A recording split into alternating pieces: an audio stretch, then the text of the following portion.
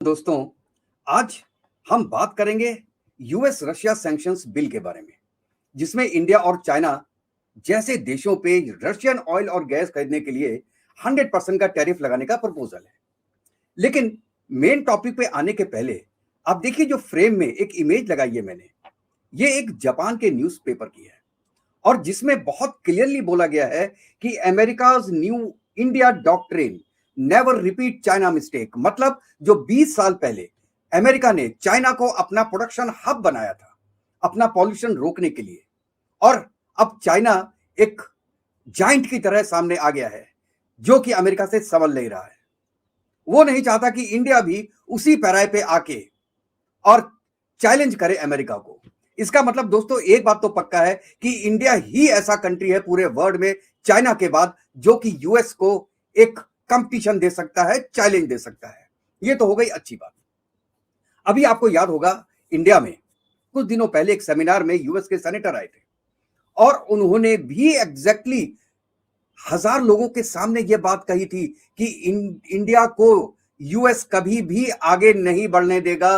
They don't want second China.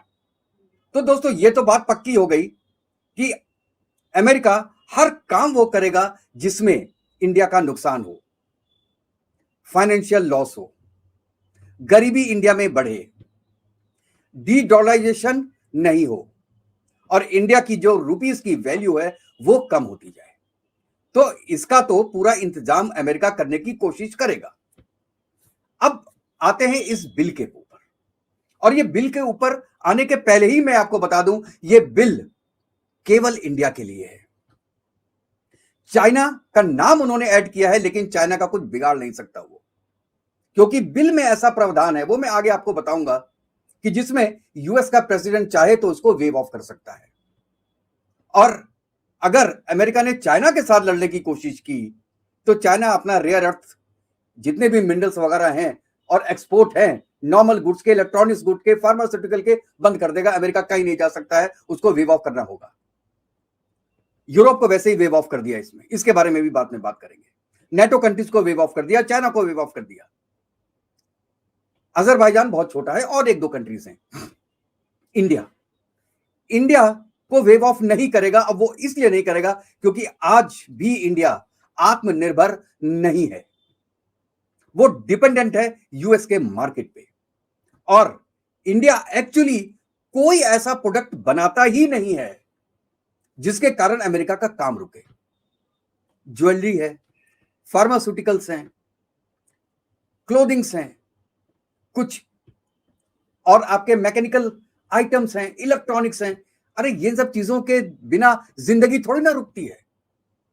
तो जब तक इंडिया कोई ऐसा काम ना करे कि जिसके कारण यूएस की गति रुक जाए, तब तक इंडिया कंट्रोल नहीं कर सकता यूएस को, और यूएस चाबी लगाएगा ऊपर जब तक वो लगा सकता है। तो जितना जल्दी इंडिया आत्मनिर्भर होगा उतना ही इंडिया के लिए अच्छा होगा, और यह चीज 1 2 3 साल में नहीं आ पाएगी। उसके लिए टाइम चाहिए, समय चाहिए, और जब तक वो समय नहीं आता है तब तक शायद मैं बोल रहा हूं, इंडिया को कुछ शर्तें जरूर माननी पड़ेंगी जो यूएस देता है। तो चलिए दोस्तों, आगे बढ़ने के पहले, डिटेल्स में जाने के पहले मैं रिक्वेस्ट करता हूं कि जिसने मेरा चैनल सब्सक्राइब नहीं किया है वो प्लीज मेरे चैनल को लाइक कीजिएगा और सब्सक्राइब कीजिएगा। अब आते हैं इस बिल के कारण, और इस बिल में बिल्कुल क्लियर ये दिखाई दे रहा है कि इसका असर जो है वो इंडिया की इकोनॉमी पे, रिफाइनरीज पे और फॉरेन पॉलिसी पे पड़ सकता है। आज हम इस वीडियो में जो कवर करेंगे वो ये कवर करेंगे कि ये बिल क्यों और कब आया, उसका बैकग्राउंड क्या था।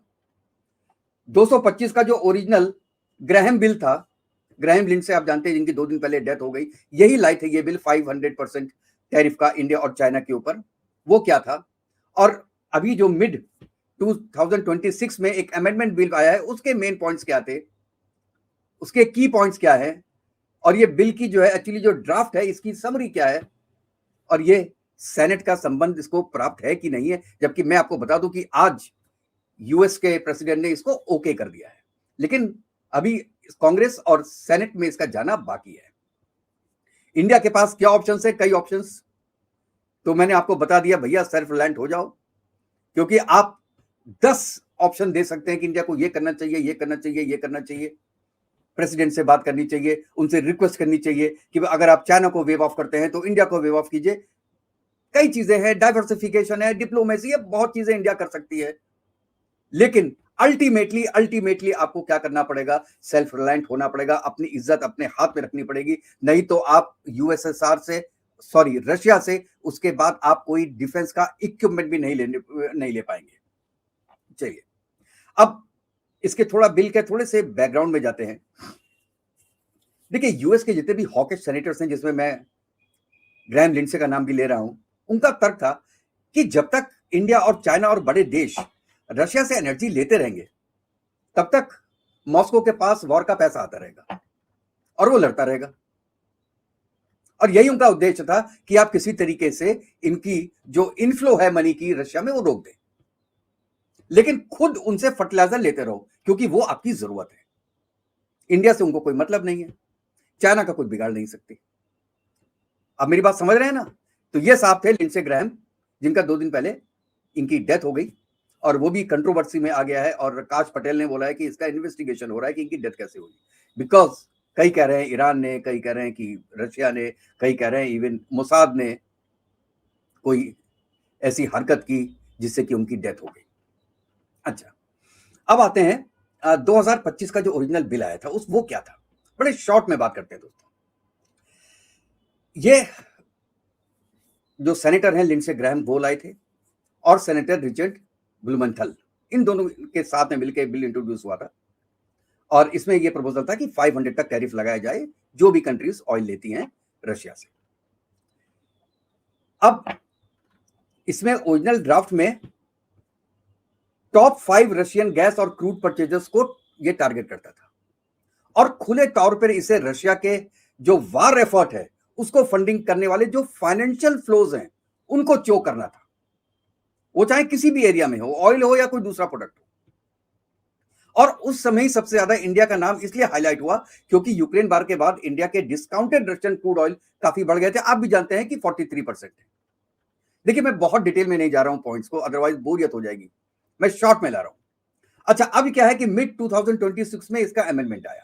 अमेंडमेंट पहले इसका ये आया कि भैया, सबसे पहले तो क्योंकि ये 500% लॉजिकल नहीं है, तो आप 500% को घटा के 100% कर दो। लेकिन देखिए, फिर भी ये बहुत ज्यादा है, और सर्वाइवल बहुत मुश्किल हो जाएगा। आप ये देखिए, जो प्रोडक्ट एक इंडिया में, जो यूएस में सपोज कीजिए 100 रुपए में मिल रहा है, वो अब 200 रुपए में मिलेगा। एक दवाई जो 100 रुपए में मिल रही है, या आप ये कहिए कि $1.5 की बिल मिल रही है, वो $3 की हो जाएगी। तो उससे क्या होगा कि इंडोनेशिया, वियतनाम और ऐसी कंट्रीज जो होंगी उनको फायदा होगा, जो कि पैरेलल में सप्लाई करती हैं यूएस को। तो अब इसने कहा कि यार कुछ ना कुछ करना चाहिए, क्योंकि 15% से ज्यादा तो ऑयल पूरा यूरोप भी परचेज करता है रशिया से, हम उसको भी लपेट रहे हैं साथ में। तब इन्होंने बोला कि जो देश अपना नेचुरल गैस का 15% से कम हिस्सा रशिया से इंपोर्ट करते हैं और उसमें लगातार कुछ कमी कर रहे हैं, उन्हें एग्जेम्प्ट किया जाता है। देखिए चालाकी, इसमें क्या क्या हुआ? इसमें जापान, फ्रांस, हंगरी, बेल्जियम और कुछ यूरोपियन और नेटो कंट्रीज हैं जो कि उनको राहत मिल गई। अच्छा, ये बिल सिर्फ टैरिफ तक सीमित नहीं है, ये रशिया के शैडो टैंकर फ्लीट, मतलब जो ऑयल को वेस्टर्न मैरीटाइम सिस्टम से बाहर मूव करता है, कोई भी सिस्टम हो, शैलो सिस्टम्स, वो भी उसके अंतर्गत आता है। मतलब कि रशिया का फाइनेंशियल इंस्टीट्यूशंस, जैसे सेंट्रल बैंक भी है, और वो बैंक अगर कोई इंडियन बैंक से डीलिंग करता है तो इंडियन बैंक भी, वो सब उसके चपेटे में आ जाते हैं। वो रिफाइनरीज जो रशिया से ऑयल ले रही हैं, वो भी सैंक्शंस में के उसमें आ जाएंगी, दायरे में। और अभी ये बात तो हो रही है केवल ऑयल की, लेकिन इसका इफेक्ट बाकी प्रोडक्ट्स पे भी बहुत जल्दी आएगा।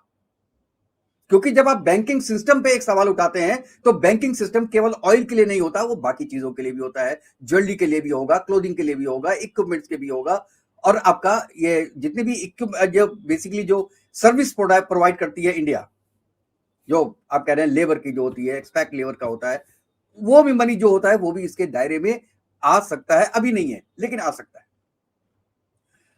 तो इसने यहां तो एग्जाम कर दिया, और रशिया का जो टैंक, ये जो शैडो फ्लीट टैंकर्स हैं वो भी इसमें आ गए, जिसमें क्या हुआ, बड़े जितने भी एलएनजी है, एनर्जी प्रोजेक्ट्स हैं, फाइनेंशियल सिस्टम है, वो सब उसके अंडर में आ गए। अच्छा, इसमें और भी किया इन्होंने, एंटी इवेजन फोकस, मतलब बिल में ऐसे प्रोविजंस भी हैं कि उन देशों और एंटिटीज को टारगेट करते हैं ये, जो शिपिंग, इंश्योरेंस या फाइनेंशियल सर्विस के जरिए रशिया को एग्जिस्टिंग ऑयल सैंक्शन से बचाने में मदद करते हैं। ये बेसिकली चाइना के लिए कहा गया है। ऐसे कंट्रीज भी उसके बीच में आएंगे, लेकिन साथ में उसने एक फ्लॉ रखा है अपना प्रेसिडेंशियल पावर का, प्रेसिडेंशियल वेविंग पावर। ट्रंप या प्रेसिडेंट ऑफ यूएस वो इन टैरिफ को वेव या एडजस्ट कर सकता है अगर वो सर्टिफाई करे कि ये यूएस नेशनल इंटरेस्ट में है। तो अब क्या होगा कि इसको वो इंडिया और चाइना के अगेंस्ट में एक बहुत बड़ी बार्गेनिंग चिप की तरह यूज कर सकते हैं। ट्रंप के कुछ सेनेटर्स हैं जो कि चाहते हैं कि हिजबुल्लाह का नाम भी जोड़ दिया जाए, ईरान का नाम भी जोड़ दिया जाए, और इसका जो जियोपॉलिटिकल स्कोप है वो बढ़ा दिया जाए, लेकिन ऐसा अभी तक हुआ नहीं है। और देखिए इसमें क्या है, ये लोग एक उसको आप ये बोलिए साइकोलॉजिकल इफेक्ट भी डाल रहे हैं उसमें प्रेसिडेंट ट्रंप, जिससे कि इसको पास कराने में कोई दिक्कत ना हो। वो कहते हैं कि स्वर्गीय सेनेटर लिंडसे ग्राहम के सम्मान में यूएस सेनेट ने एक बाईपार्टिजन रशिया सैंक्शन बिल पेश किया, जिसे प्रेसिडेंट डोनाल्ड ट्रंप का समर्थन प्राप्त है और आज वो क्लियर हो गया। इस प्रपोजल के तहत प्रेसिडेंट ने टॉप 5 रशियन क्रूड ऑयल और नेचुरल गैस बायर पे इंडिया और चाइना समेत 100% टैरिफ लगाने का अधिकार मिलेगा। जो पहले ऊपर बात हो गई है वो ये। अच्छा, अब इसमें आप ये देखिए कि ये सब तो हो गया, बाकी आइटम्स भी इसके अंदर ऐड होंगे। इंडिया पे इसके इंप्लीकेशन क्या होंगे, this is very very important point दोस्तों। देखिए आप जानते हैं इंडिया जो है रशियन क्रूड का टॉप बायर्स में से एक है।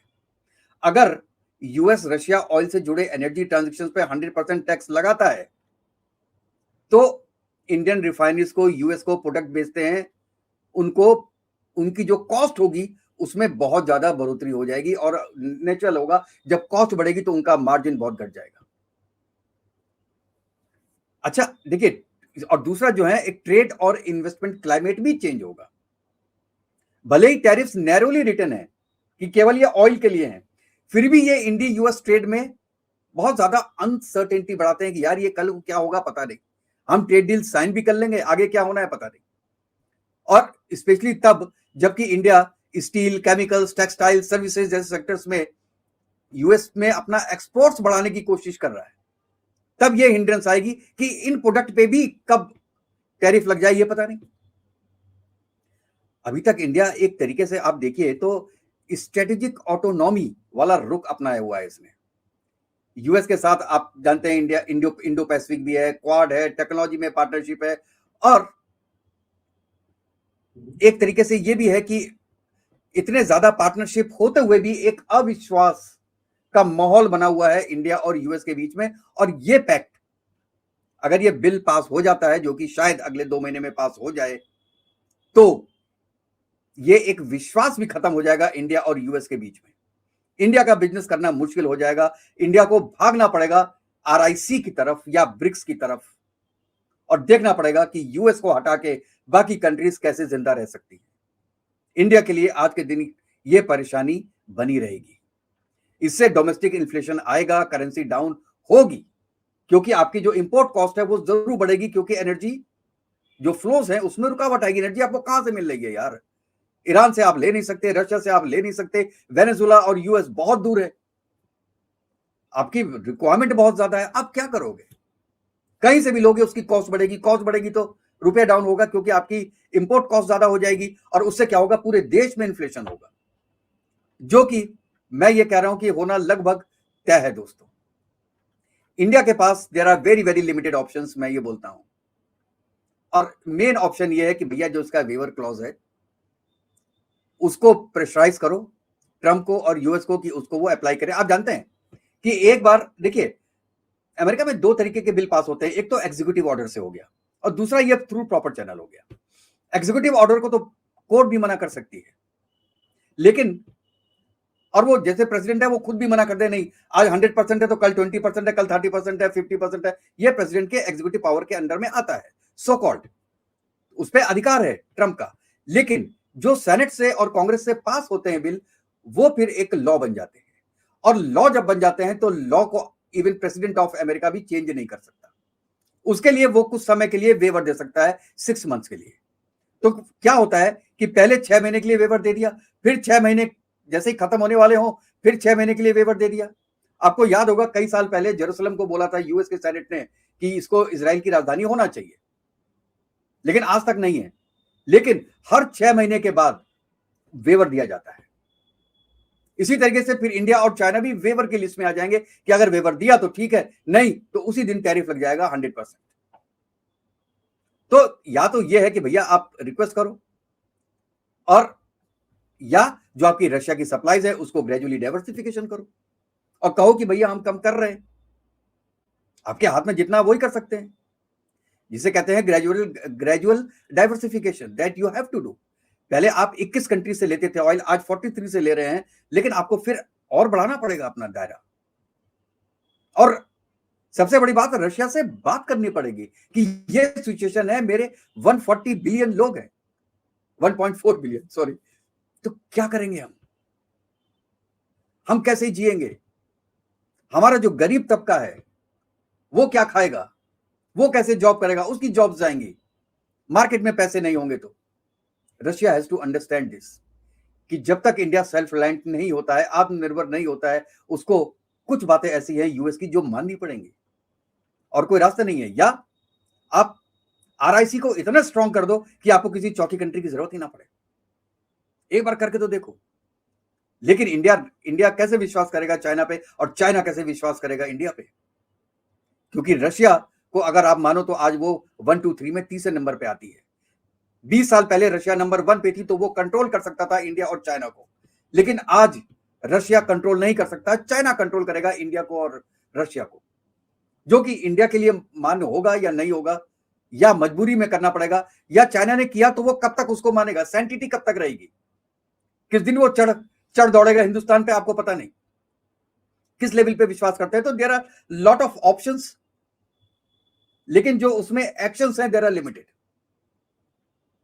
और ये बिल पास हो गई क्योंकि सेनेटर्स ने क्लियर कर दिया इसको, कांग्रेस में जाएगा, 2 महीने में ये लॉ बन जाएगा, और एक बार ये लॉ बन गया तो इसको हटाना मुश्किल होगा, और ये इंडिया के लिए स्पेशली ये मुश्किल का सबब होगा। और ये जो मैंने पहले भी बताया कि ये केवल इंडिया सेंट्रिक है, क्योंकि चाइना के साथ अगेंस्ट में करने की इनकी औकात नहीं है। बाकी कंट्रीज को वैसे ही एग्जेम्प्ट कर दिया, तो ये बना किसके लिए है? ये इंडिया को शॉक देने के लिए बना है। इंडिया को मैं तो ये बोलूंगा कि बहुत सोच समझ के कदम उठाना चाहिए, और झंडा लेके आगे नहीं बढ़ जाना चाहिए। हम देख लेंगे क्या होगा, हम देख लेंगे, हम यूएस को देख लेंगे, ऐसे बहुत लोग बोलते हैं। यूएस हमारा कुछ नहीं बिगाड़ सकता, ये क्या कर सकता है, हम लेना बंद कर देंगे, हम तो रशिया से ऑयल लेंगे, देखें यूएस क्या करता है, लगा दे 100%, लगा दे 500%। ये चीज कहने की बहुत ईजी है। मोदी जी को इन पर्टिकुलर, बीजेपी को इन पर्टिकुलर कोई फर्क नहीं पड़ता इस चीज से। इस चीज से फर्क पड़ेगा हमारी 140 करोड़ जनता को, जो निचले तबके के 25% लोग हैं, उनको बहुत ज्यादा इफेक्ट होगा इस चीज का। तो जो प्रेजेंट गवर्नमेंट है, चाहे वो किसी की भी हो, उसको ये चीज सोचना जरूर चाहिए, और वो जरूर सोचेगी। अब आप बताइए कि आपको क्या लगता है कि इंडिया को रशियन ऑयल खरीदना पूरी तरीके से बंद करना चाहिए, या अपनी जो स्ट्रेटेजिक ऑटोनॉमी है उसको बनाए रखते हुए धीरे धीरे डाइवर्सिफाई करना चाहिए, और यूएस को भी समझाना चाहिए साथ में कि आप अगर हमारे साथ ऐसा कर रहे हैं तो दुनिया की कोई कंट्री भी आप पे कल विश्वास नहीं करेगी। अपने कमेंट्स में दोस्तों ये बात जरूर बताइएगा। तो फिर नेक्स्ट वीडियो में मिलते हैं, तब तक के लिए जय हिंद, जय भारत, वंदे मातरम। खुश रहिएगा, स्वस्थ रहिएगा।